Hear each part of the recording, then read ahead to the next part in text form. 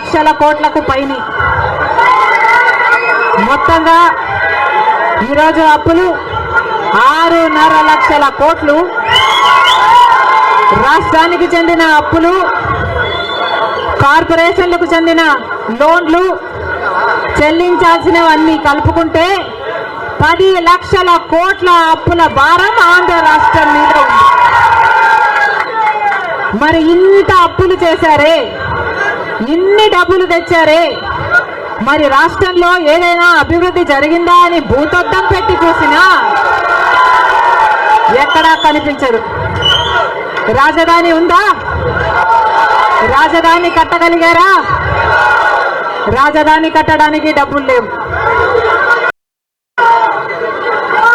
కనీసం ఒక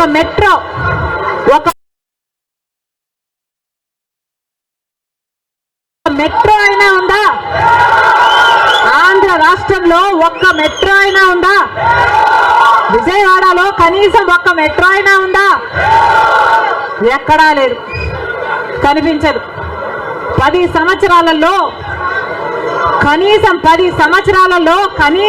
10 కొత్త పెద్ద పరిశ్రమలైనా వచ్చినాయా? రాలేదు. పరిశ్రమలు వస్తే మన బిడ్డలకు ఉద్యోగాలు వచ్చేవి. వచ్చినాయా మన బిడ్డలకు ఉద్యోగాలు? రాలేదు. కనీసం రోడ్లు వేసుకోవడానికి కూడా డబ్బులు లేవు ఆంధ్ర రాష్ట్రంలో. కనీసం ప్రభుత్వ ఉద్యోగస్తులకు జీతాలైనా సమయానికి ఇస్తున్నారా? దానికైనా డబ్బులున్నాయా? దానికి కూడా డబ్బులు లేవు. దేనికి డబ్బులు లేవు. అభివృద్ధి జరగలేదు, కానీ దళితుల మీద జరిగే దాడులు మాత్రం 100కు 100% పెరిగాయి.